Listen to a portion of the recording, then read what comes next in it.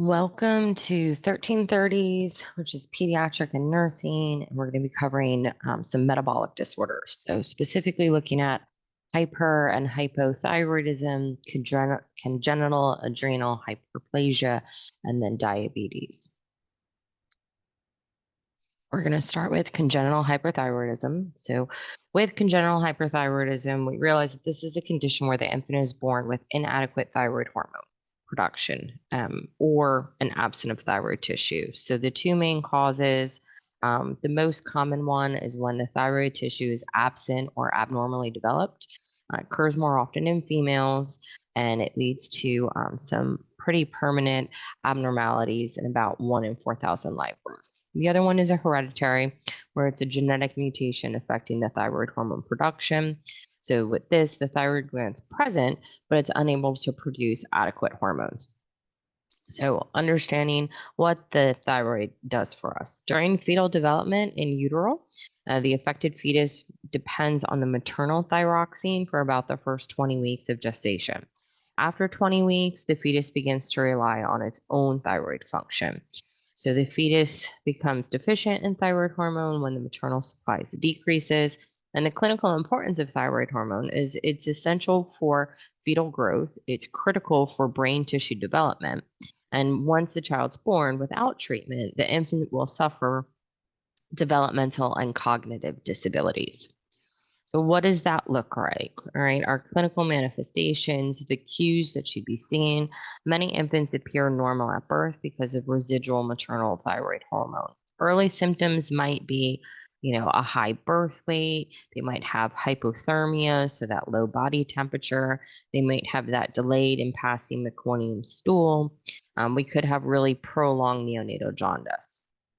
After 4 months, if it's not treated, if it's not detected or untreated, we have more obvious symptoms that appear. So with feeding and oral changes, we're going to have difficulty eating. We could have a really hoarse cry or protruding of tongue, and that's caused by the myxedema of oral tissue and vocal cords. And in gastrointestinal, we can have hypotonic abdominal muscles, which is kind of a weak, floppy baby. They might have abdominal protrusion, umbilical hernias, and constipations.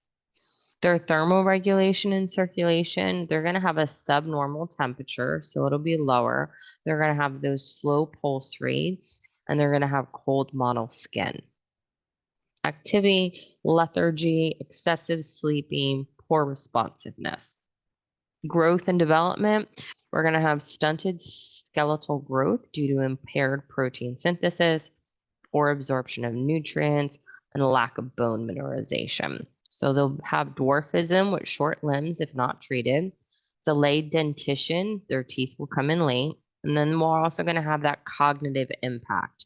So cognitive disabilities, intellectual delays, and the severity really varies with how severe the hypothyroidism and how long treatment was delayed. So our diagnostics. Newborn screening, we do core blood examination in the first days of life, and we're going to be measuring our T4 and our TSH. And we know that TSH comes from the pituitary. So the pituitary is going to be saying, thyroid, do your job, do your job. So it'll be really high. And your thyroxine, your T4, is going to be low because the thyroid is just not either able to produce it or it's not there to produce, right? All states mandate newborn screenings for congenital hyperthyroidism. Early detection is essential for optimal outcomes. Confirmatory testing, we want to repeat the thyroid function test. We want to do some thyroid imaging. And we can do some additional genetic testing if the hereditary defect is suspected. The treatment, levothyroxine, which would be your thyroid hormone replacement, is considered the treatment of choice. It is an oral medication. It is given daily, and you're probably one of the most critical concepts with this is the parent education based on that, which we'll get into more when we're doing the nursing care. Again, critical timing for evaluation and treatment because if it really needs to be started before the child's 3 to 4 month old.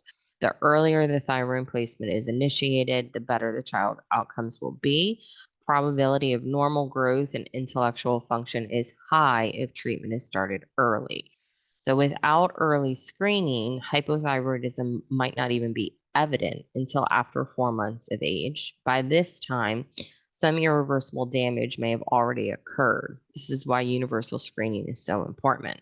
So again, with delayed treatment, we're going to have a risk of permanent cognitive impairment, growth delays that will be irreversible, and the degree of impact really depends on the severity of the hypothyroidism, the age of when it's began, and then the age when treatment is began, and then also the consistency of treatment, which is why the education element is so important, because parents are the one who's going to have to do that treatment. So you need to focus on making sure that they understand.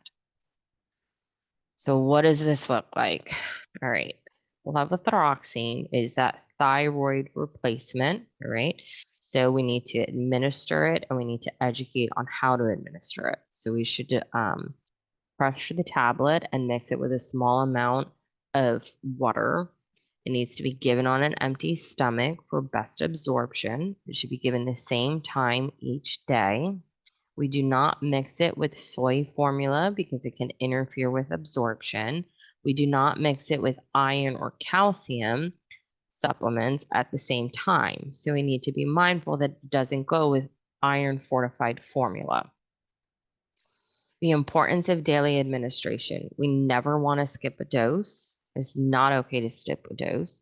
And we have to educate them that this is lifelong treatment. This is not, my baby takes it for a month and they're all better. This is forever long. They will be on this.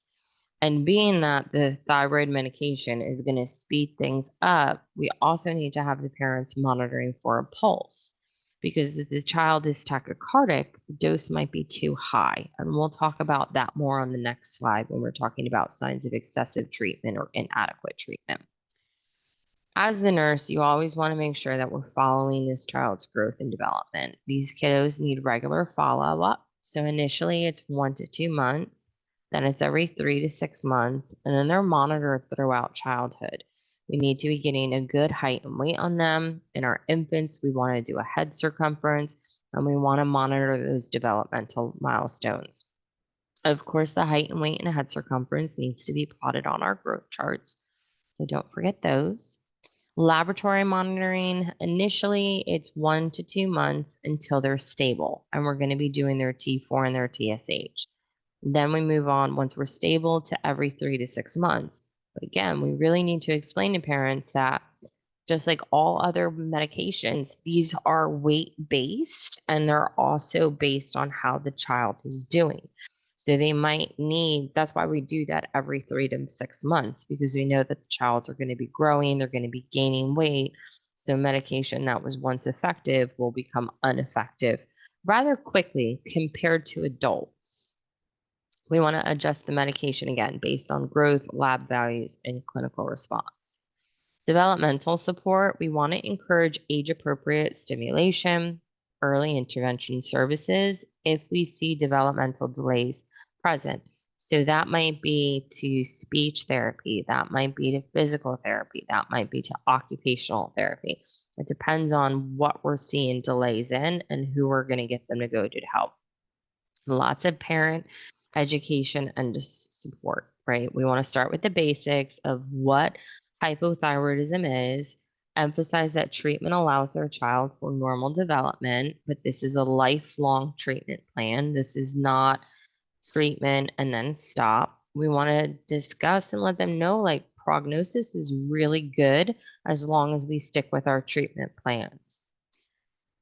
Signs of inadequate treatment and signs of excessive treatment, as I said, will be in the next slide. Further on medication management, where to get their medication. Maybe you need to hook them up with case management for assistance with insurance, understanding that they can never run out of the medication. This is not a medication that you can be like, oh, we went to Disney and we forgot it. That's not okay. They cannot miss, days of this. Lots of support resources available out there. There's support groups, there's education. We really want to encourage questions and open communications and reassure parents about positive outcomes. So again, the key nursing priorities are going to be early detection, immediate referral and treatment if diagnosed, education on medication administration and adherence, monitoring for growth, development, and thyroid levels, supporting parents and providing reassurance, coordination with multidisciplinary care, and then advocating for early intervention services if needed. So if our kiddos got too much treatment, they're going to show signs of hyperthyroidism, which is going to be that irritability and hyperactivity and poor sleep and that rapid pulse. So that's why when parents are administering the medication, they need to check that pulse, because if we're already a little tachycardic and it's because we have too much medication, if we can continue to give them medication, then they can have worsening of hyperthyroidism and they could go in a thyroid storm, which we don't want. Signs of inadequate treatment would be lethargy, excessive sleeping, constipation, poor growth, delayed development, and cold intolerance. And again, this is things that parents need to be aware of, because if they started the child on medication on month 1 and we were doing really good, and now it's month 2 and we're starting to see like they're sleeping a lot, they're having a lot of constipation, they're not really growing out of their clothes, they're still in, they're 2 month, 0 to 3 months. So they're still in those and we're approaching 4 months. I don't know. I'm just trying to think of examples here. They might need to schedule an earlier appointment, right? That's what that's coming down to, is that, just because we're following up in 3 months, if they're seeing like, month 2, it's not working, they need to take that initiative to follow back. All right, now we're moving on to hyperthyroidism, which is great because we just talked about, the manifestations, what that looks like. So Graves' disease. Graves' disease is an autoimmune disorder. It's most common hyperthyroidism in children. It accounts for about 60 to 80% of all hyperthyroidism cases overall. I guess it's more common in females than males.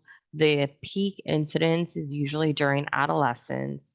There is usually a family history, other autoimmune conditions, and we see it with children with Down syndrome and Turner syndrome. So the autoimmune process, again, cause not exactly known. The genetic factors, we do realize that, there is interaction with environmental triggers. It is classified as a type 2 hypersensitivity autoimmune disease. We note that it can be aggravated by infections like COVID-19. So what happens? The body produces thyroid stimulating immunoglobulins, which are TSIs. And sometimes they have names of thyroid stimulating antibodies or thyroid receptor antibodies, but overall, we're getting these TSIs. And these are directed against the TSH receptors on the thyroid gland.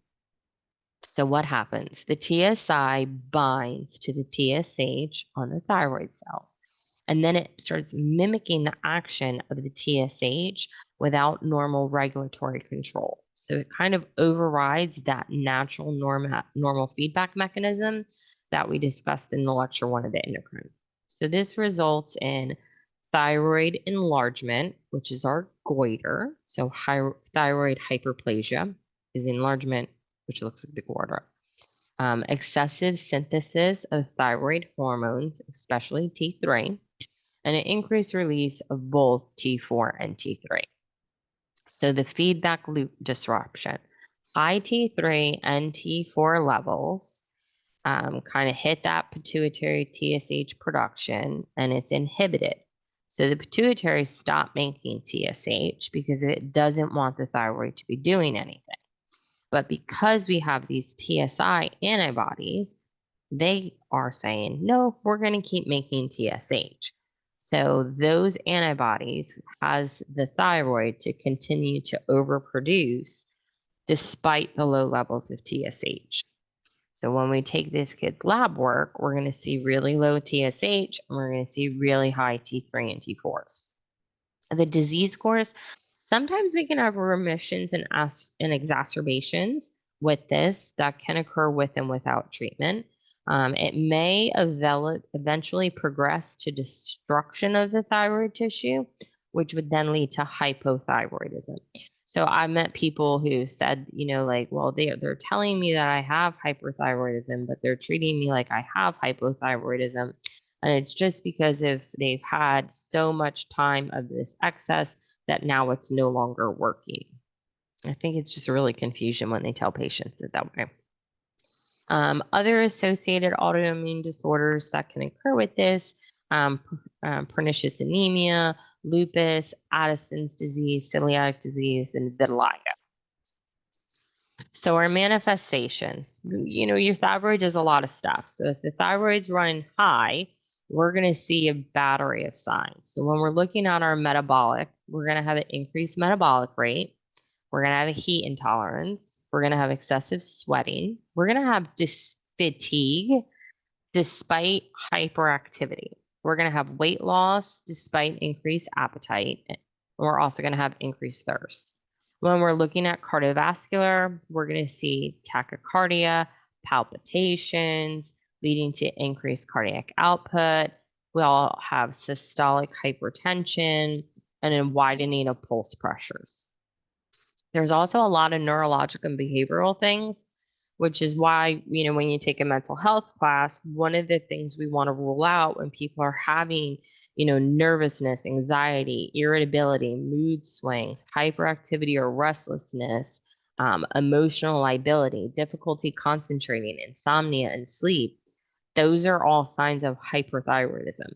So rather than just throwing medications at them to treat the behavioral disorder, we need to rule out the hyperthyroidism because maybe they need that treated, and then all of those behavioral neurological things will improve on their own. We can have gastrointestinal, where we're having that increased appetite, so hyperphagia, frequent bowel movements, diarrhea, and weight loss despite eating more. Musculoskeletal, so we're going to have that muscle weakness, that muscle fatigue, that bone loss with the prolonged hyperthyroidism. Skin, the integumentary will be warm, moist. We'll see hair thinning, hair loss, fine, silky hair, increased skin pigmentation. Growth and development, we're going to have accelerated linear growth initially, advanced bone age, and then again, it's going to have that premature closure of those epithelials. So those growth plates are going to close earlier, which then is going to result in a shorter adult height. The thyroid gland is going to look enlarged. So we're going to have that goiter, which is going to be that visible neck swelling. Could feel firm, it may be smooth, and if you auscultate it, you might hear a thyroid brewing. We can also have some Graves-specific manifestations. There's some ophthalmic eye changes that can happen.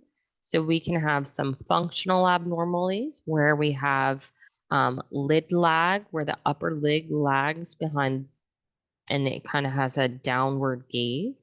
We can have a global lag where the eyeball lags on an upward glaze. We can get some orbital connective tissue accumulation, which gives us inflammation and edema of those orbital eyes, which kind of gives them those protrusion of the eyeballs, puffy eyelids, and those can lead to muscle weakness and double vision.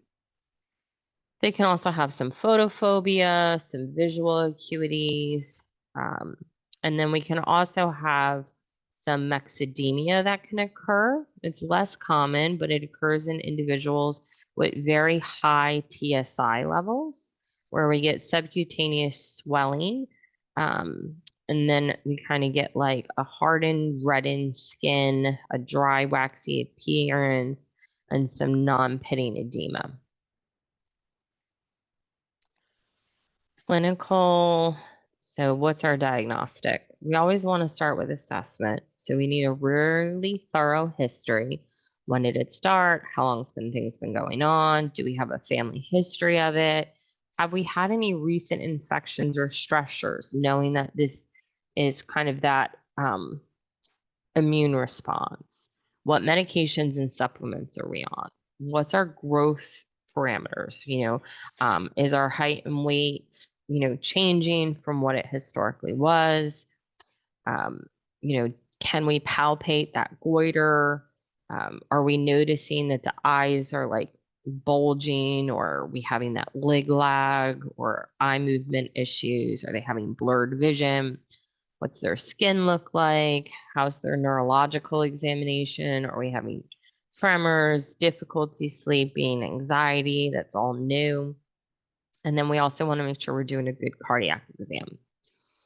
With our lab tests, so your T3, T4, and free T4 are all going to be elevated. And then we're going to have our TSH, which is going to be suppressed and low.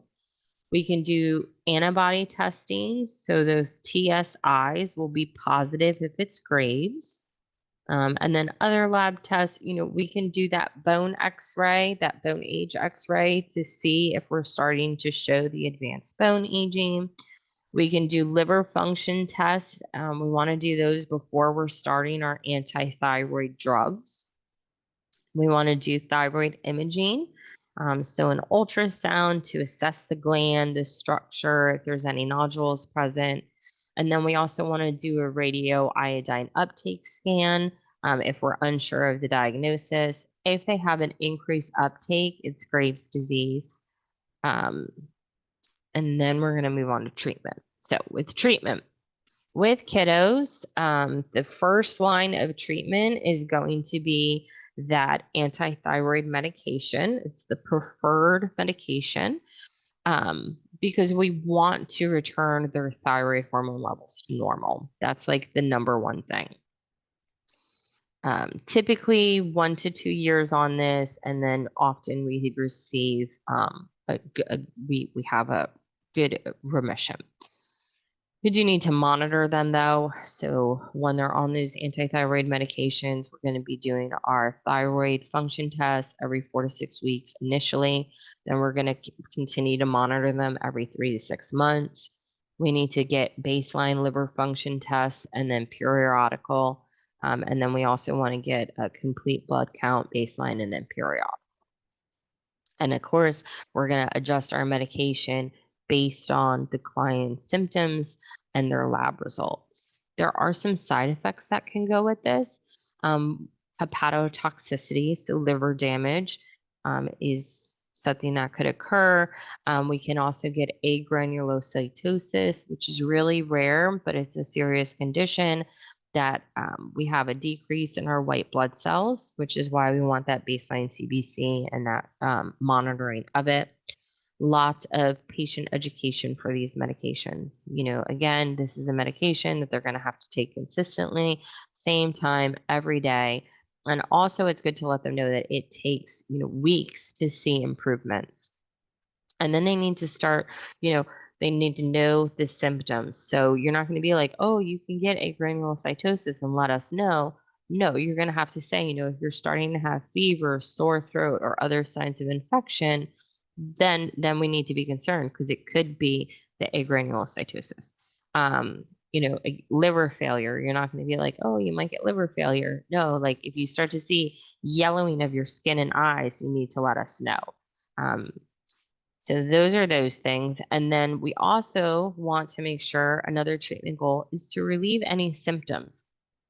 So being that, there's a lot of behavioral and anxiety things that can happen with this. Plus they can have like tachycardia and hypertension. So a lot of times we put them on beta blockers, and these are an adjunct therapy. It's to manage the symptoms while the anti-thyroid drug starts to take effect. Because like we just said, anti-thyroid drug could take a few weeks to kick in. So rather than, having 4 to 6 weeks of having these anxieties and tachycardia and palpitations and tremors, We can start them on propranolol or atenolol, a beta blocker, and it's going to help to control some of those symptoms. So again, those do not affect the thyroid levels at all. They're just temporary use until we reach that euthyroid state, which would be the normal thyroid state. We can use radioactive iodine, so the RAI therapy. It's less common in children. We don't like to use it as a first line, but sometimes we consider it with adolescents who really can't tolerate or are not adhering to medication treatment. If they failed medication management, if we have a reoccurrence after we've done this, or if we have a large goiter causing symptoms. So remember, the goiter is in your thyroid, which is on your neck. So if we're having issues with swallowing or breathing impairments, then we might move to the radioactive. So what happens is the radioactive iodine is taken up by the thyroid cells, and therefore it destroys the thyroid tissue, which reduces the hormone production. Outcome, usually this is going to result in hypothyroidism. So once we've gained hypothyroidism, then we need the lifelong treatment of this synthroid, right? We're going to go back to management of a hypothyroid patient. It's not used in young children when possible. There's concerns about the radiation exposure, and it is considered a definitive treatment choice. Now, surgery. We can also do a thyroidectomy. Indications for that are usually if we have a very large goiter that's causing compressive symptoms, if we have a severe disease, if we're unable to follow treatment, if the family is really like pushing for that definitive treatment, or if we have suspiciousness for thyroid nodules. Types, we can do a total thyroidectomy, which is most common, or we can do a subtotal thyroidectomy. The outcome, it's going to cure the hyperthyroidism, but again, since you don't have a thyroid anymore, now you need lifelong thyroid hormone replacement. So you'll have risks of hypothyroidism, because we're getting rid of the thyroid. We can have surgical complications of bleeding and infection. We can have damage to our laryngeal nerves, so we can have voice changes. And then we can also have hypoparathyroidism, which is damage to the parathyroid gland, because remember your parathyroid lives inside your thyroid. So when they're taking the one out, we can have damage to the other. Post-operative preparation, pre-operative preparation. Being that we have to achieve a euthyroid state before surgery, very often they'll do anti-thyroid medications for several weeks prior to this as prep. And then they may also add in the iodine for 10 to 14 days before surgery. And all of that is just to decrease the thyroid vascularity before they take it out. So even if the family wants to move directly to surgery, there is a chance they're going to be on these other, well, it's not a chance, they will be. They will be on the other treatments before we actually remove. So what's our nursing care for this kiddo? While we're hyperthyroid, we're going to want to make sure that we're monitoring the heart rate because we know that we're going to have tachycardia. We need to monitor the blood pressure because we know we're going to have hypertension. We want to assess for fever because we can have infections or we could be going into thyroid storm, checking our respiratory rate, cardiovascular, heart rhythm quality. Are they having palpitations? Are they having exercise intolerance? Are they showing signs of heart failure? It's rare in children, but it can occur. Growth and development, how are we doing on our growth charts? Are we having growth velocity? Are we having pubertal development early? Are we having some bone aging?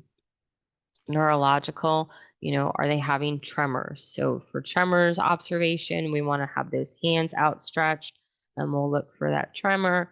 Are they reporting anxiety, sleep issues? Are they having poor school performance, concentration difficulties, mood and behavioral changes? What are those eyes looking like, right? Are we having that eye protrusion, leg lag, eye movements with blurred vision, eye pain or irritation? How's their visual acuity? Can they close their eyes completely, or are they so bulging that they can't? And then, how's their cornea doing? Skin, what's the temperature? What's the hair texture? Thyroid, size of goiter, is it tender? Do they have a bruit? Nutrition, what's their appetite? Are we having weight changes? Are we having issues with getting enough dietary intake? Gastrointestinal, how's their bowel movement frequency? How's their stool consistency? And so on.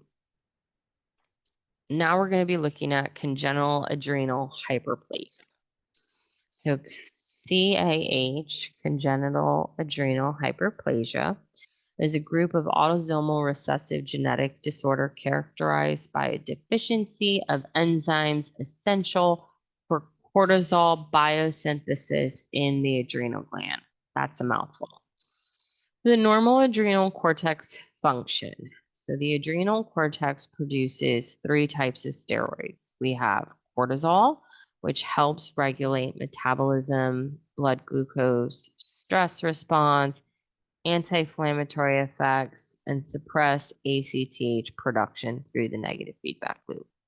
Then we have aldosterone, which regulates sodium and potassium balance, maintains blood pressure and fluid volume, and then also our salt and water retention.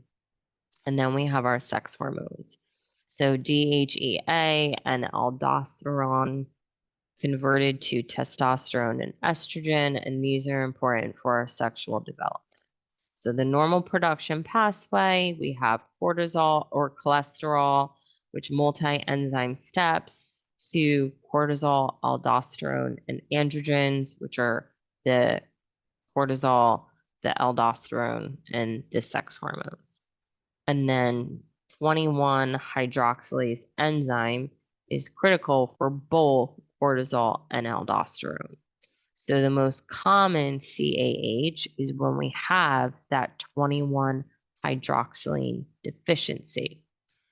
And without that, we cannot efficiently convert precursors to cortisol and aldosterone. So the consequence of this, we're going to have decreased cortisol production. It'll be lower absent, and there's going to be that loss of the negative feedback to the pituitary. ACTH levels will increase dramatically, trying to stimulate more cortisol production. The adrenal hyperplasia is from the excessive ACTH stimulation of the adrenal glands. The adrenal glands start to enlarge, and we have hyperplasia. And that's an attempt to compensate for that enzyme deficiency. Then we have accumulation of precursor hormones.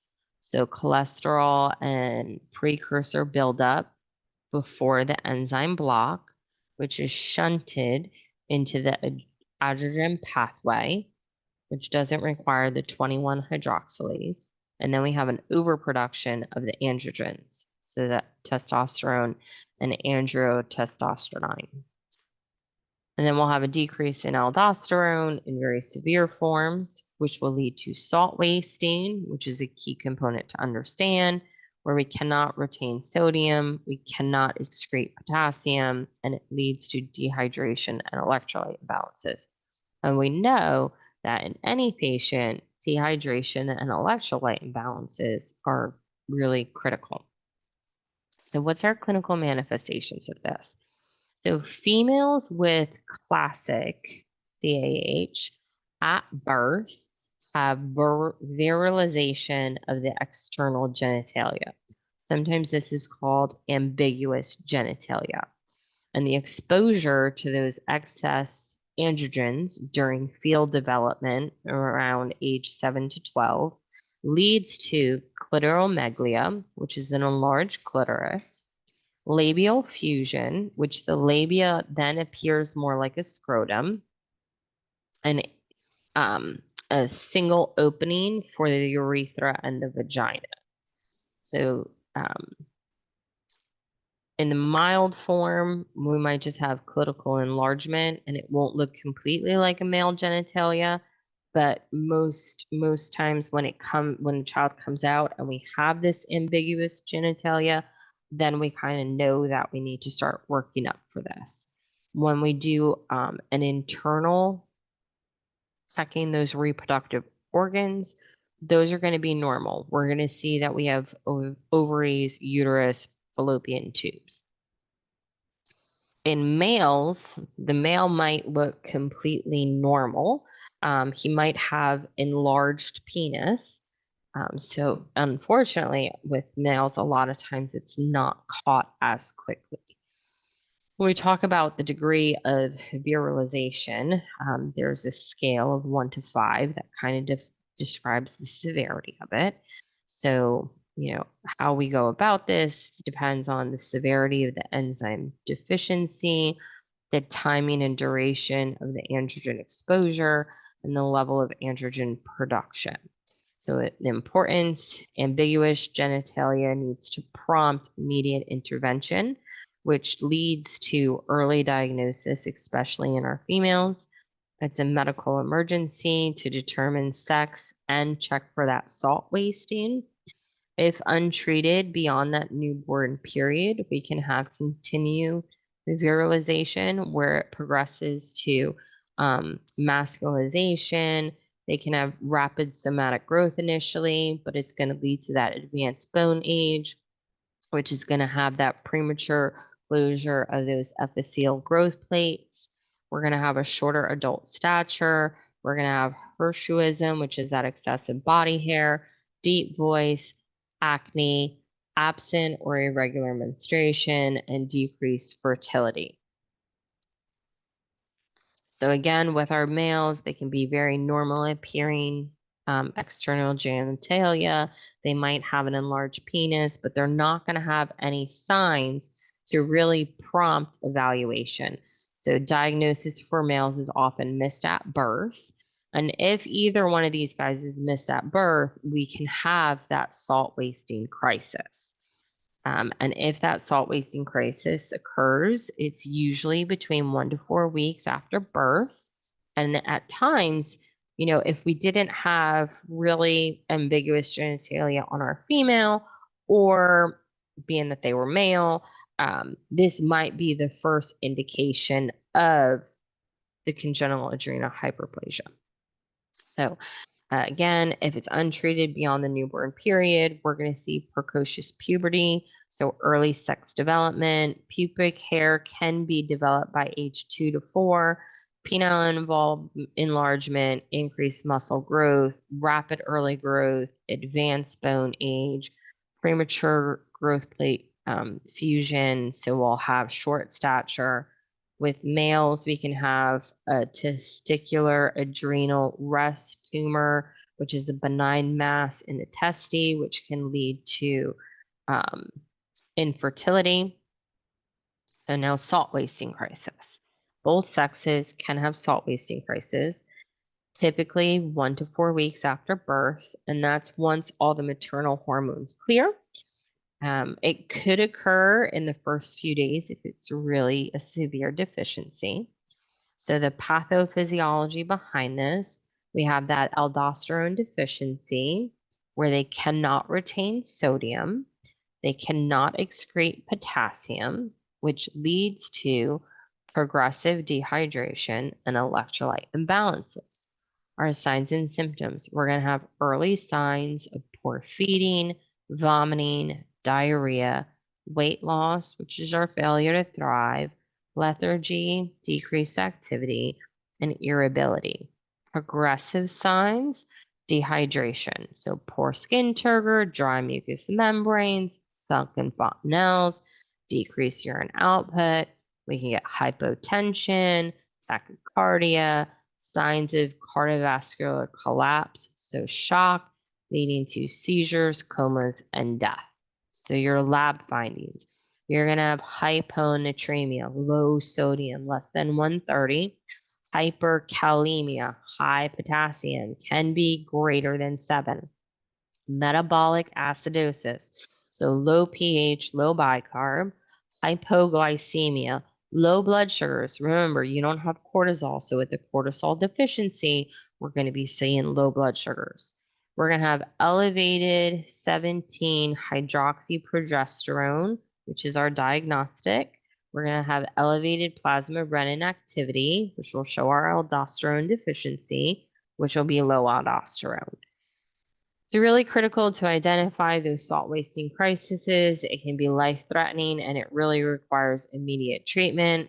All states in the United States should be screening for this congenital adrenal hyperplasia because of, it could be deadly. All right, so a little bit more about the diagnosis, what we can do. If we have that little female that comes out with that ambiguous genitalia, we want to do a pelvic ultrasound, right? And that's going to confirm that, yes, we have ovaries, yes, we have a uterus.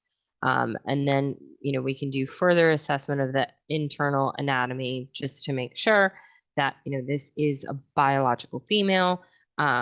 We can do a bone age X-ray just to assess for skeletal maturation. Your overall treatment goals, we want to replace the deficient hormones, so the cortisol and the aldosterone. We want to suppress excess androgen production so that they're not having that precocious puberty. We want to prevent salt wasting crisis. We want to promote normal growth and development. And then we want to manage the virilization in our female clients.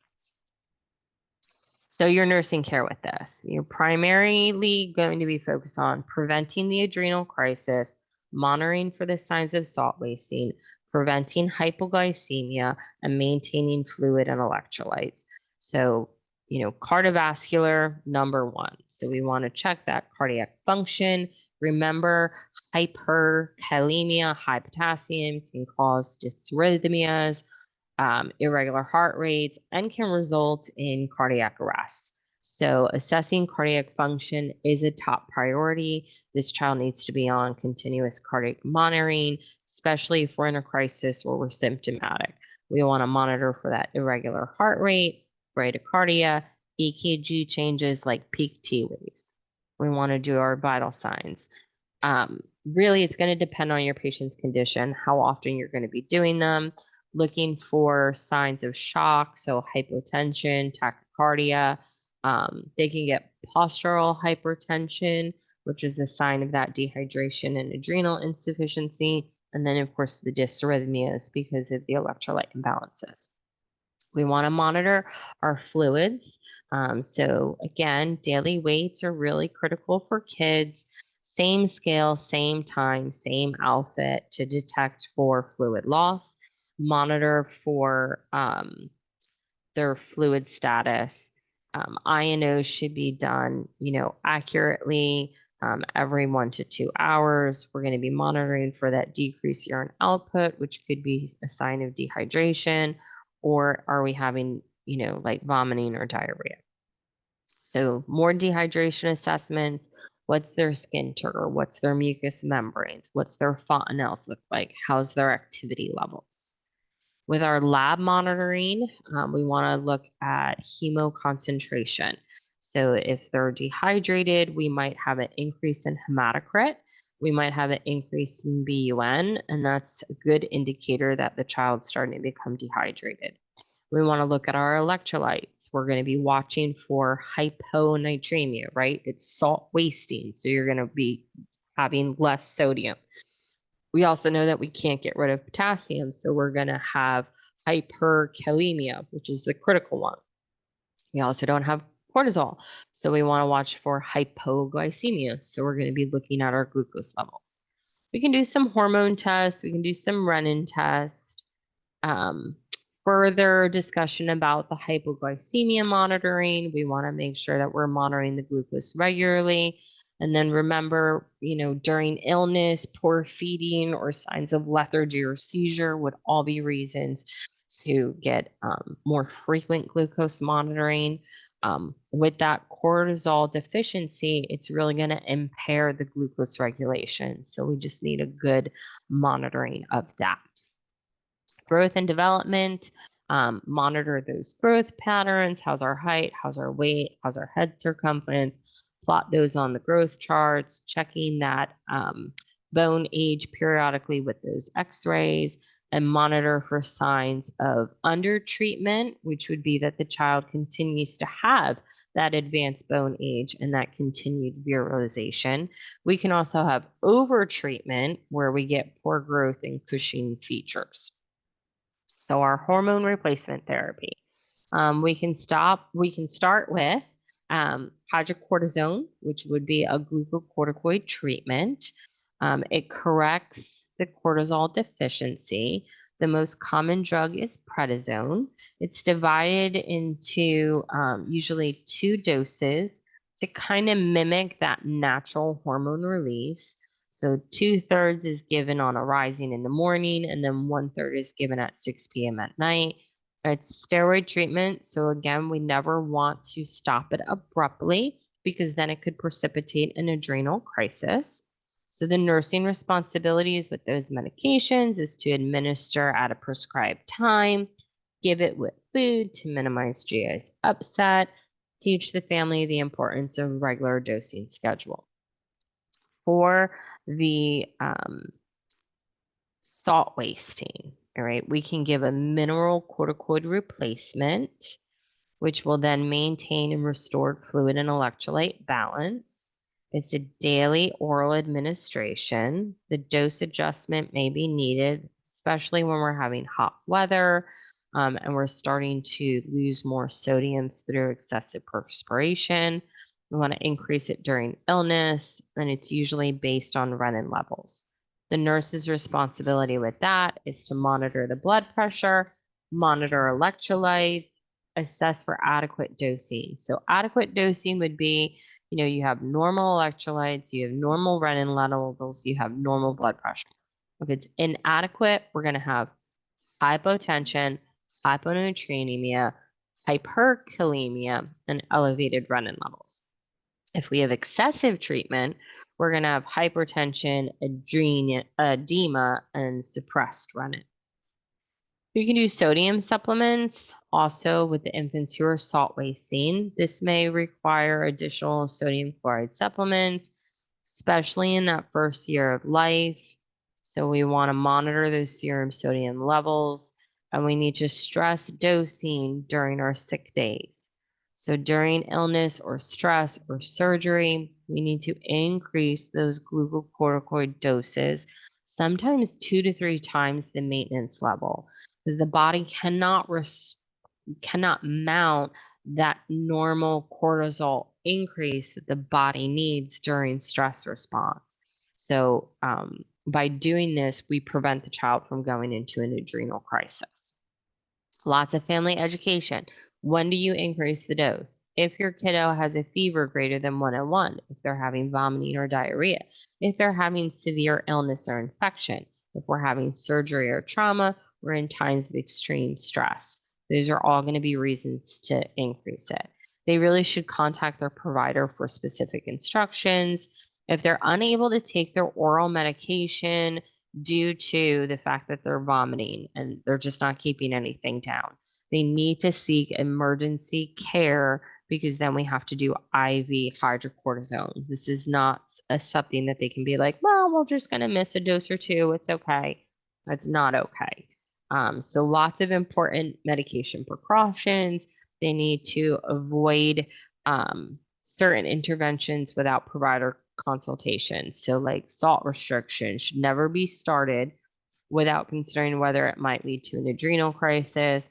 Diuretic therapy should never be restarted without careful consideration, because those could precipitate a crisis in a patient with this aldosterone deficiency. Emergency preparedness. So adrenal crisis prevention and recognition is really important. We need to teach the family to recognize signs of crisis. So vomiting, diarrhea, weakness, lethargy, confusion, irritability, severe abdominal pain, dehydration, hypotension, shock. They should have an emergency action plan. They should have an emergency drug kit where they could inject the hydrocortisone themselves. So you need to teach the parents how to use that IM, and then they have to get to the emergency care afterwards. These kiddos need to wear a medical alert bracelet, and we really need to emphasize they never need to delay seeking emergency care. They always need to make sure that they're informing all the kids' healthcare providers, whether they're just going to an ER visit for an x-ray of a foot, to a dentist, that this child has this diagnosis of CHA, because so much can impact it. This is a lifelong condition that's going to require continuous ongoing treatment. So again, your overall key nursing points, we want to make sure that we're doing cardiac monitoring. Never let this child run out of medication. Dosing is critical. Monitoring those fluid and electrolyte balances, medication timely, medication alert bracelets, lifelong medication. Also, multidisciplinary approach, right? We're going to have endocrinology, urology, genetics, mental health, all those people's on it. Social work, financial assistance. Moving on to diabetes type 1. So diabetes type 1 is a chronic autoimmune disease characterized by destruction of insulin-producing beta cells in the pancreas, resulting in absolute insulin deficiency and hyperglycemia. Two types of diabetes type 1. The autoimmune type 1 is most common in children. It's kind of slow, progressive, autoimmune, destruction of those beta cells, strong genetic association. Some environmental factors are kind of implicated with this, with certain foods and drugs and viruses.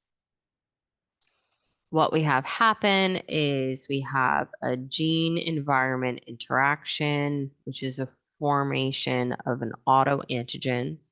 The autoantigens expressed on the pancreatic beta cell surface circulate in the bloodstream and the lymphatics, and this triggers the immune response. The cellular immunity, which is our T cytotoxic cells and macrophages, and our humoral immunity, our autoantibodies against the islet cells, the insulin, our GAD, and our cytoplasmic proteins. This results in the beta cell destruction, and over time, 80 to 90% of insulin secreting beta cells are destroyed. And then insulin synthesis declines, and then hyperglycemia develops. There's also an idiopathic type 1 diabetes. It's far less common, and it just means we don't see that evidence of those autoantigens. We just have no evidence of B cell autoimmunity of those beta cells. So that again, we're having progressive loss of insulin. We can't regulate our blood sugar. Both lack insulin. I think that's the key point. Both lack insulin, so we have to administer insulin to, help the kid survive. Your clinical onset, we have a preclinical period, they say. That's kind of like the natural history and progression. The preclinical period, we have a long period before insulin deficiency and hyperglycemia develop, especially in that autoimmune process is ongoing. They'll be asymptomatic, but as we get that progressive destruction, or we have that lack of the beta cell ability to produce insulin, then we start to have our clinical onset. So symptoms appear when the majority of those beta cells are destroyed and glucose starts to accumulate in the blood, and then it exceeds the renal threshold. And then once it exceeds the renal threshold, we start to see glucose appearing in the urine. We have osmotic diuresis. And once we have that osmotic diuresis, then we're going to be having that polyuria that's that increased urine, and that polydipsia, that increased thirst. After diagnosis, we usually have wide fluctuations in our blood glucose levels. Insulin deficiency causes the protein and fat breakdown, which is why we have the weight loss. And the excessive fat and protein metabolism leads to our high circulating ketones, which then leads to our diabetic ketoacidosis. So what's these manifestations? Type 1 diabetes, we're going to see those 3 Ps plus weight loss. So we're going to see with the polyuria, which is the excessive urination, glucose exceeds the renal threshold, which is about when we have that 180 blood sugar. Glucose in the urine creates osmotic diuresis, so we get frequent urination, large volumes. We'll see enuresis, nocturnal enuresis, bedwetting in that previously toilet trained child. We also have nocturia, which means that, we're going to be getting woken up if we're not wetting our bed to urinate. Polydipsia, which is that excessive thirst, results from fluid loss from polyuria.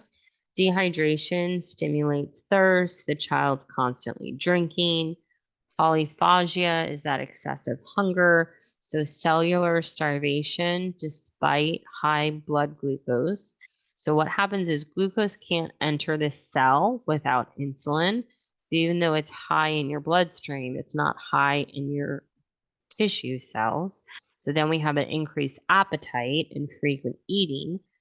It may not be as prominent as polyuria and polydipsia.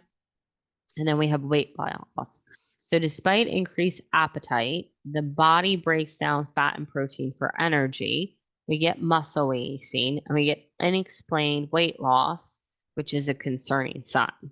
Some additional signs and symptoms, we can get general fatigue and weakness, irritability. As glucose levels affect our eyes, we can get blurred vision, dried skin, reoccurrent infections. So we can get yeast infections, skin infections, urinary tract infections. If diagnosis is delayed, we get progressive dehydration, which leads to ketoacidosis. So what is ketoacidosis? Ketoacidosis is a life-threatening complication of insulin deficiency. Excessive metabolism of fats and proteins lead to high levels of circulating ketones. It may be the presenting symptom in about 30 to 40% of newly diagnosed kids. So the pathophysiology, without insulin, the body cannot use glucose for energy. So it breaks down fat for fuel. Fat metabolism produces ketones. Ketones are acids, which leads to metabolic acidosis. Ketones will appear in the urine and in the breath. So are signs and symptoms. With ketones in the breath, we're going to have that fruity breath odor. We can have Kussmaul respirations, which are going to be deep and rapid, and the body is trying to self-correct by blowing off carbon dioxide to help regulate that acid-base balance. We can have nausea, vomiting, abdominal pain, severe dehydration, and if left untreated, we can go from confusion, lethargy to coma and death. Your lab findings, we're going to have hyperglycemia, often greater than 250. Ketones will be in the blood and the urine. We'll have metabolic acidosis, which will be leaving our pH less than 7.3, and we'll have a low bicarb. We'll have electrolyte abnormalities.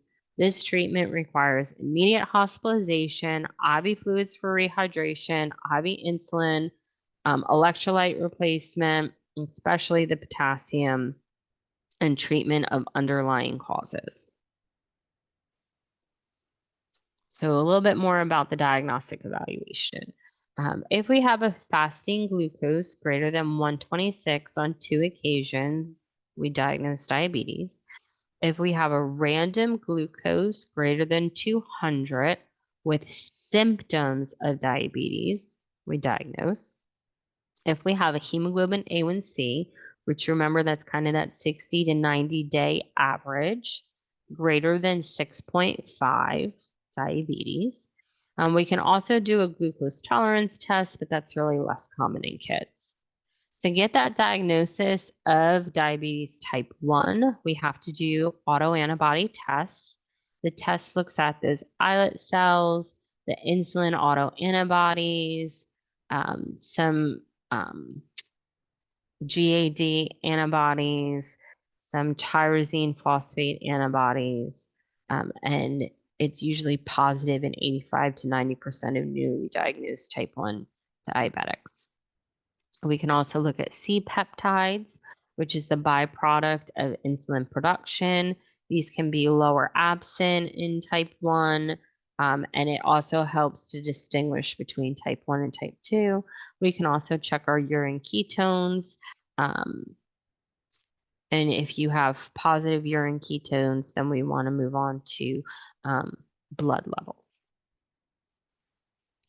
So treatment, those are your main goals, right? We want to maintain normal blood sugar levels or as close to normal as possible. We want to prevent any complications, which could be hypo or hyperglycemia. We want to prevent or delay chronic complications. We want to support normal growth and development, and we want to minimize the impact of the quality of life. So let's go into all of that. Your priority nursing assessments. We want to make sure that we're doing blood glucose monitoring. So frequency of tests, patients taking multiple insulin injections or using a pump therapy need to monitor their levels 3 or more times a day. If they can get a Dexcom, that's great because then we don't have to do as many finger pricks, but that's not always an option for everybody. So testing frequency really varies with drug schedules, prescribed therapy, and expected target outcomes.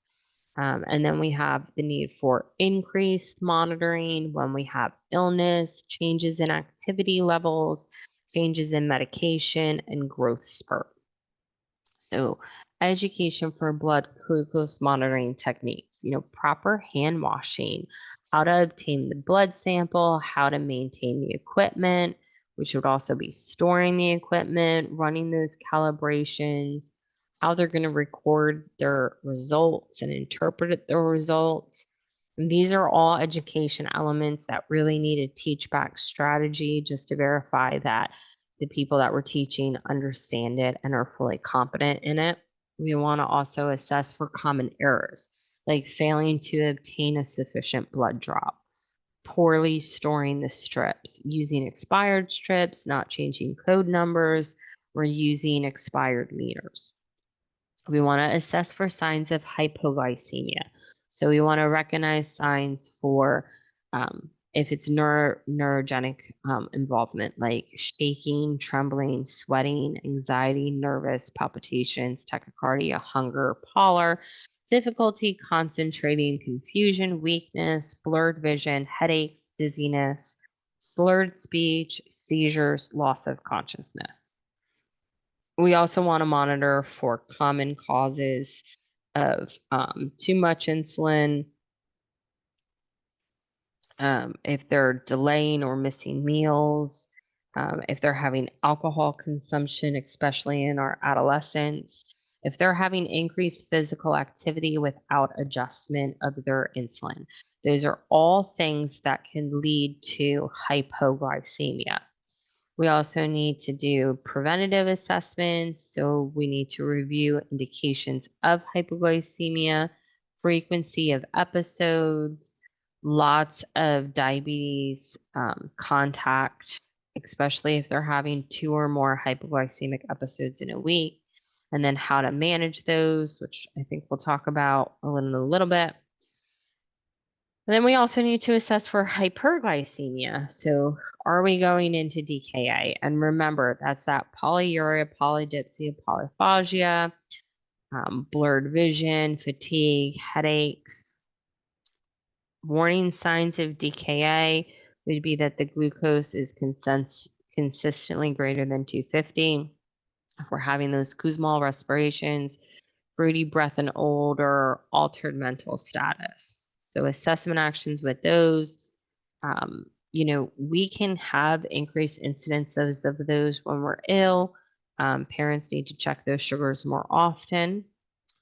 We also want to do growth and development monitoring. So are they having, appropriate growth, plotting on the growth chart, monitoring for normal growth velocity, appropriate weight gains? Are we seeing delayed in puberty? Are we meeting our developmental milestones? Education, right? So education is key because remember, you're not going home with these parents. So they need everything we're talking about in lecture and more. So survival skill education is a good, like basic understanding, right? This means that they're going to be able to take the kid home and hopefully not have a hypoglycemic episode or a hyperglycemic episode and be able to manage it if it happens. So we kind of want to start out with a simple diabetes pathophysiology, what it is, what insulin's role is, why it's needed, and what happens without it, what happens with too much of it. Treatment modalities. How's their insulin being given? What's their diet basics? And then exercise considerations. Because again, if we give the insulin and then they go out and they do a lot of activity, they're at risk for a hypoglycemic episode. So we just need to really stress that because remember, all kids go, well, not all kids, but a lot of kids go to school and they have gym. So they're going to have that extra burst where they could have those drops. Medication administration, how are they going to inject the insulin? So, site selection, site rotation, they need to understand anatomic sites for consistency, rotating to avoid scarring, how to store the insulin, how to draw up the insulin, how to use the pen if they're using a pen versus if they have to use a syringe. Are they having to mix two insulins? How are we doing our blood glucose monitoring? Are we using test strips? Are we using a Dexcom? How are we recording these? Are we uploading them to the cloud or are we writing them in a book and then giving them to the doctor? Recognition and treatment of hypoglycemia. So this is a big one, right? We already talked about the recognitions, what they're going to look like. Treatment of this is going to be usually giving, it's called the rule of 15. So we give 15 grams of fast acting carbohydrate. We wait 15 minutes and then we recheck the blood sugar and repeat if it's still low. Examples of fast acting carbohydrate. We can give 4 ounces of fruit juice. So apple juice, orange juice. We can do 4 to 6 ounces of regular soda. We can do glucose tablets. We can do honey or syrup. During a hypoglycemic episode, you never want to leave the child alone, and parents need to know when to seek immediate medical attention. Recognition and treatment of hyperglycemia episodes. So again, we talked about the signs and symptoms of that. Parents need to know to check the ketones, when to call the healthcare provider, and then also sick day management is really important because when they're sick, we have that increased risk for hyperglycemia. They need to understand meal planning basics. They're all going to be eating, so they need to be aware of their carbohydrate awareness, the importance of not skipping meals, and the importance of having really good balanced meals. Then once we get all that, then we can start talking about our in-depth education, right? So we can give a really detailed insulin education that really goes over everything with the insulin, they explain the effects of the diet, the drugs, and the activity. We can be talking about onset and peak and prescribed medications. We start to get into like really advanced concepts with them, relating to maintaining normal glucose levels, to preventing complications, to how we're going to adjust those insulins over time, understanding A1Cs and target levels, and then starting to discuss like long-term complication and preventative measures. So when we're doing nutrition education, usually we have a fixed dose insulin, which means each consistent amounts of carbohydrates at each meal and snacks. We get meal timing importance, dangerous of meals. If we have a flexible insulin dose, then parents are taught to match the insulin dose to the carbohydrate, which is something that we do at Children's. So based on what our meal is, we do our carb count. So we have to be really good at reading our food labels and aware of our portion sizes. And then based on what our insulin is before we eat, combined with what we're eating, then we make our dose match that. It's a little bit more complicated, which is why it falls into that in-depth education. Sick day management, super important. So how to adjust diet when we're unable to eat solid foods, how we continue to give insulin even if we're not eating, trying to get in small, frequent carbohydrate containing things. So again, we never stop insulin when we're sick, even if we're not eating well. We may need to check our insulin more or our blood sugar levels more frequently during illness. We want to check for ketones during illness. We want to make sure we're maintaining our hydration.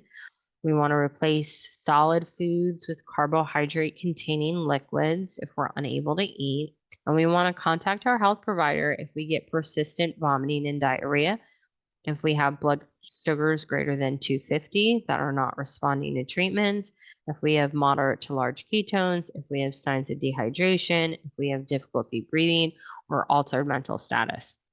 And basically, all of that is saying that if you have signs of DKA, right? Because when we're sick, there's a risk that we're going to go into it. Exercise management, I kind of already touched on this. We know that, these kiddos have a regimen where we're taking our blood sugars before we're giving our insulins, and then we're eating. And if we start to exercise and we have increased demand, they can have hypoglycemic episodes. So we just want to make sure that we're educating the parents on this. So they should be checking their blood glucose before, during if it's prolonged, and after exercise, because they're at risk of those hypoglycemic episodes during and after. They should have a fast-acting carbohydrate available, so like some juice. And they may need to decrease insulin dose before exercise, eat extra carbohydrate. They should really avoid exercising if blood glucose is greater than 250. They need to stay well hydrated, and they definitely need to wear a medical alert bracelet if they're exercising. Infection control and safety. Remember, this is like, we're going to be doing like lots of little pricks and lots of needles. So we just need to make sure that we're doing proper hand washing. We're never reusing our lancets. We're never reusing our insulin needles. They should never share their glucometer equipment, because infection can easily spread via the lancets or the lancet injectors, or you're pricking your finger, so you're that needle is introducing, and then if your monitor is dirty and you're handling that, we can get an infection there too. As a healthcare provider, you should wear gloves when you're performing blood glucose testing, because remember, that's a standard precaution. Family members, we can tell them to wear gloves. Most often, I never see parents wearing gloves, but they really should. Gloves, proper hand hygiene, and then the medical alert bracelet, right? We already talked about that. They have different types of medical alert bracelets. If the child doesn't want to wear a bracelet, sometimes there's a necklace that they can wear too. Diabetes type 2. So this is a metabolic disorder characterized by insulin resistance and a relative insulin deficiency. So this is not an absolute deficiency like type 1. It's the most common form of diabetes, accounting for about 90% of all cases of diabetes. Insulin resistance. So all main target tissues are hyporesponsive to insulin. So that's your muscle, your liver, and your adipose. So we have a decreased number of insulin receptors on those cells, and that decreased sensitivity and responsiveness of the receptors to insulin. So glucose cannot enter those cells despite adequate or even elevated levels. With the relative insulin deficiency, we have those pancreatic beta cells that are still producing insulin, Initially, the pancreas compensates by making more insulin, and over time, the beta cell function declines. Eventually, it cannot produce enough insulin to overcome the resistance, and then we get progressive beta cell dysfunction. So the result is normal or elevated insulin levels, yet we still have high blood glucose due to the resistance. We have impaired postprandial, so after eating, glucose metabolism, which will contribute to a hazardous hyperglycemic state. So your risk factors and epidemiology. Growing epidemic in children, child obesity is a major driver, increasing dramatically in our pediatric population. Previously, this was considered an adult onset. It was not something that we saw in children. Now it's very significant pediatric health concern. So our major risk factors, obesity, which is the most significant, where we have that excess adipose tissue, which increases our insulin resistance. If we have central abdominal obesity, it's particularly problematic. Family history, if we have a strong genetic component, so a first degree relative with type 2 diabetes increases your risk significantly. Ethnicity, we have higher incidences in our African American, Hispanic, Latino, Native American, Asian American, and Pacific Islander. Age, typical diagnosis is in adolescence, and that would be a puberty-related insulin resistance that can occur in younger children with severe obesity, sedentary lifestyle, so lack of physical activity, excessive screen time, that contributed to obesity and insulin resistance. Maternal history, if mom had gestational diabetes during pregnancy, it increases the child's risk due to that intrauterine exposure to hyperglycemia. And then other conditions like polycystic ovarian, hypertension, and dyslipidemia can all put us at a higher risk. So clinical manifestations. Often they're asymptomatic at diagnosis. Many children have no obvious symptoms, and it's kind of just discovered during our routine screening. And then we have that gradual onset, unlike the presentation that's usually seen with type 1. So classic hyperglycemia symptoms are less common in type 1 than type 2, but they can occur, especially if you have a kiddo who's not having routine follow-up. So we can see the polyuria, the polydipsia, the polyphagia, the blurred vision, the fatigue, and the weight changes. So often these children are overweight or obese, which is opposite of your type 1s, but they may have recent weight loss if they're having like really high blood sugars, because it'll follow that same pathway that type 1 does, where we're going into that ketosis and we're starting to drop weight. We can have atherosclerosis nigra, which are dark velvety skin patches. These typically develop in our skin folds, our axilla, which is the armpits, and our groins. These are a hallmark sign for insulin resistance, and they should prompt diabetes screening. So if you're assessing a child and you're looking at under their arms or in their neck, and we're seeing those dark velvety skin patches, that's an assessment cue that you should then do a further workup for them. If they have recurrent infections, especially recurrent yeast infections in our females or slow wound healing, that would also be an indicator that we need further investigation. Other associated features, signs of PCOS in females. So are they having irregular periods? Are they having hirsutism? Are they having acne? Kids with hypertension and dyslipidemia also should be investigated for it. And then our diabetic ketoacidosis, right? It's less common in type 2 than type 1, but it can occur, especially at diagnosis or during severe stress and illness. Some children present with ketone bodies of 4+, and at that point, it can be difficult to distinguish between type 1 and type 2, and they'll usually run those antibody tests. So, diagnostic evaluation.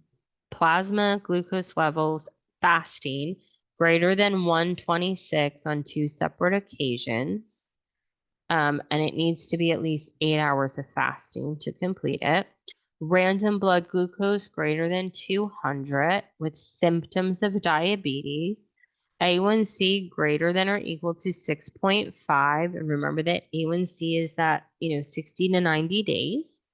And then our oral glucose tolerance test, so a 2-hour glucose tolerance test with greater than 200 after 75 grams of glucose is diabetes. However, it's less commonly used in children. Screening and recommendations. So we need to screen our overweight and obese children for diabetes because they have those increased risk factors.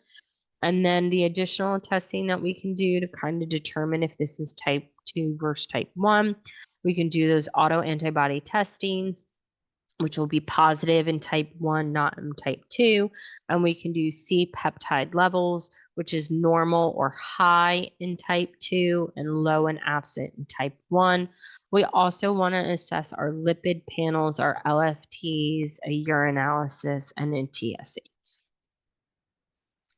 So your nursing care and management, this is a lot, right? This is a chronic illness like type 1. So what are we going to be looking at? We want to start with our physical assessment. So what's our growth and development? How's our height? How's our weight? How's our BMI? We're plotting it on the growth charts. We're monitoring for growth velocity. We're assessing pubertal development, and we're comparing all of this to previous signs. What's our vital signs? Blood pressure. Make sure that we're using the appropriate cuff size. If this child is obese, they might need a larger cuff. What's their heart rate? What's their respiratory rate? How's their skin looking? Are we seeing those dark velvety patches on the necks and the axilla and the groins? Are we having signs of skin infection? Are we having delayed wound healing? Cardiovascular, what's our heart sounds? What's our peripheral pulses? Are we having signs of cardiac complication? Foot examination, what's the skin turgor, the circulation? Are they having sensation? We can do that monofilament testing. We can look for infections, ulcers, and deformities. Blood glucose monitoring. We want to assess their monitoring technique. Are they using proper hand washings? Are they getting enough blood in the sample? Are they using the correct monitor? Are they calculating it?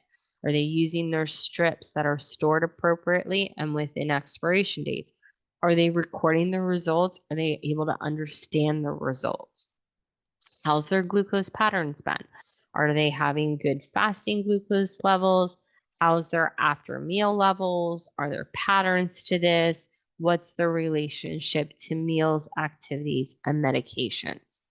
Monitoring frequency really varies based on treatment regulations. Usually we monitor if we're starting them on insulin. If they're not, they might not do daily monitoring, or they might just check their sugar once a day. For our medications, we want to do an assessment for that. So what oral anti-diabetic medication are they on? Are they taking it as administered? Are they taking it with or without food? Are they having side effects of it? Have they missed any dose? Are there barriers to adherence like affordability? We want to assess for hypoglycemic events. So are they having shakiness, sweating, anxiety, palpitations, hunger, confusion, weakness, blurred vision? How often is this occurring? Is it multiple times a day? Is it once a week? Is it in relationship to meals and activity? When to seek immediate medical attention? If they're having 2 episodes weekly, that's a concern that maybe we need to adjust their regimen.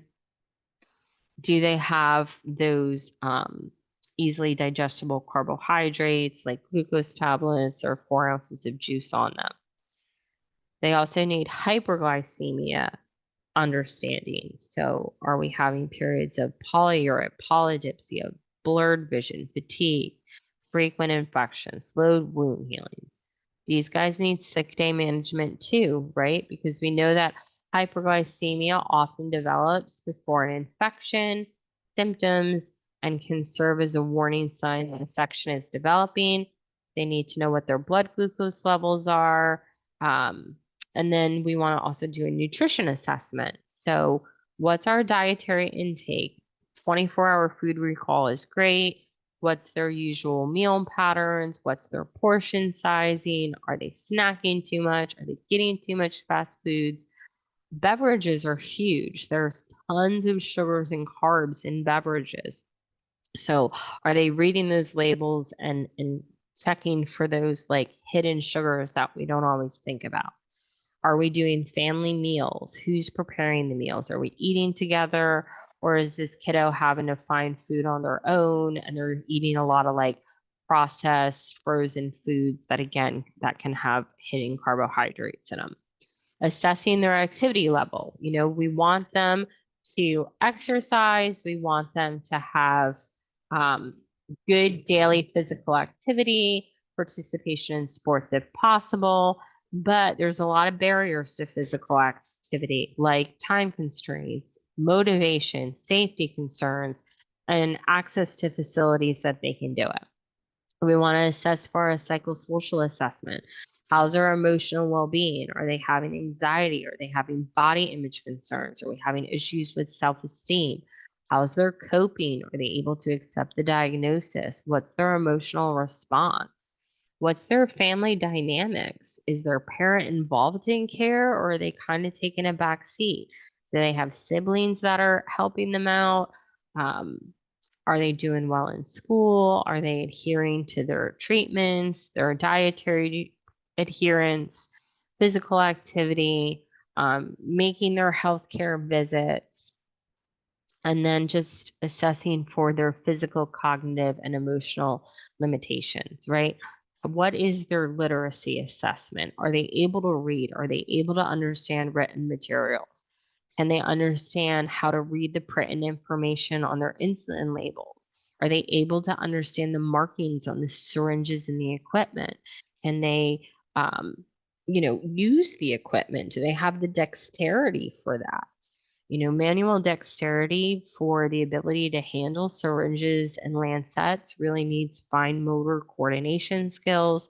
Are they able to do that? What's their learning style? Are we giving them tons of reading material and they're illiterate, or do they not have the level of education to read it? What's their preferred? Would they rather visual? Would they rather auditory? Would they rather kinesthetic? Patient and family education, again, lots with the disease understanding. What is type 2 diabetes? How does it differ from type 1? What's the role of insulin when we're resistant to it? What's the importance of treatment, potential complications, realistic expectations, treatment overview of lifestyle modifications with diet and exercise, medications with oral agents and possibly insulin as well, glucose monitoring, and follow-up care. So the nursing care for this, it's a lot. If we're using our medications, start with medications. So, education for oral anti-diabetic agents like metformin. Big teaching points, take it with meals to reduce GI side effects. Common side effects are nausea, diarrhea, abdominal discomfort. It's usually temporary for the first few weeks. It should improve over time.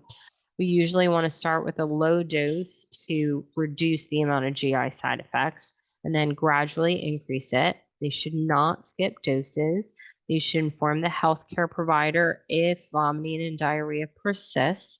It should stop temporarily if we have dehydration before procedures that are going to be using contrast dye.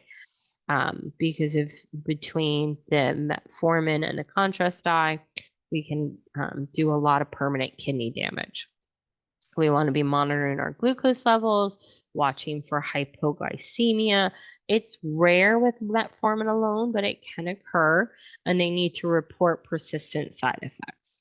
If insulin therapy is needed, Indications for insulin therapy with type 2 diabetes would be if at diagnosis our blood glucose was greater than or equal to 250, if our A1C was greater than 9, if we had ketones presence, or they were really unable to distinguish between this being type 1 or type 2. If we're also having inadequate control with our oral medications and we're not doing our lifestyle changes, or sometimes we add it on during acute illness. So insulin education would be site injection, site selection and rotation, insulin storage, timely dosing, hypoglycemia recognition and treatment, never stop insulin without provider guidance, and it could be temporary or long-term depending on response. Lifestyle modification, right? The overall goal is to achieve and maintain healthy weight, BMI with an acceptable range for height and age. Weight reduction reduces insulin resistance. So our nursing interventions, we want to make sure that we're setting realistic, achievable goals, small incremental changes, focus on behaviors, not just numbers, and make sure that this is age appropriate. We want to provide positive reinforcement. We never want to shame or blame. We want to focus on healthy improvements, not just weight. The whole family really needs to be involved for this. Monitor growth carefully. Nutrition education, key points is balanced diet. So we can use the My Plate Food Plate method, which is a simple visual guide. It's available online for free. It comes in tons of languages. We can do a half plate of non-starchy vegetables. We can do 1/4 plate of lean protein and 1/4 plate of whole grains. We want to make sure that we're doing an appropriate size proportion. We want to limit refined sugars, choose high fiber foods, and lots of carbohydrate awareness. How to learn and read those food labels, understanding serving sizes. And for those on fixed medications, they really need to eat consistent amounts of carbohydrates at the meals. Meal timing, they need to eat on time. They don't need to be skipping meals. Family involvement should occur. We need to have cultural considerations to adapt the diet to cultural preferences. That's what's great about that online tool. It lets you do that. Physical activity and promotion. We should really be doing 60 minutes of daily moderate to vigorous physical activity. We can do walking, running, dancing for aerobic. We can do muscle strengthening. We should do bone strengthening activities. So with those interventions, we want to help identify activities that the child can do as well as they enjoy. So there's a lot of barriers with that, with safety concerns, lack of facility, weather, and cost. But we want to help them set incremental goals and really celebrate those achievements. Emotional support, we want to understand that this diagnosis can be really overwhelming. It could present or represent a loss of self, of control and flexibility. Children could feel a little guilt and shame, especially if it's related to weight. They could have a lot of stress on daily management. So as nurses, we want to provide that safe space for non-judgmental supportive approach. We want to encourage open communication.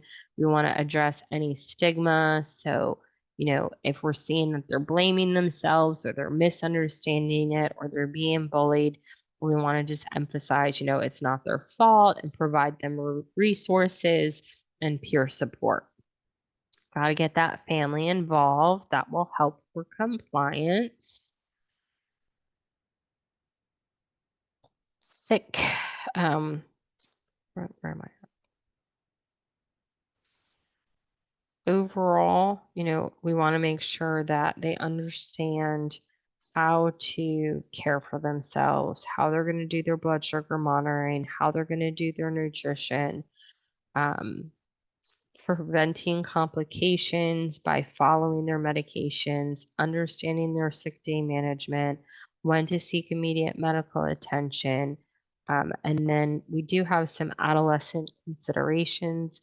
as they're getting ready to transition, we want to make sure that they have a gradual increase in their responsibility of self-care. We want to continue to support them, and we just want to make sure that they're continuing to get treatment, even when they're transitioning out of a pediatric endocrinology office. And that is the end of endocrine.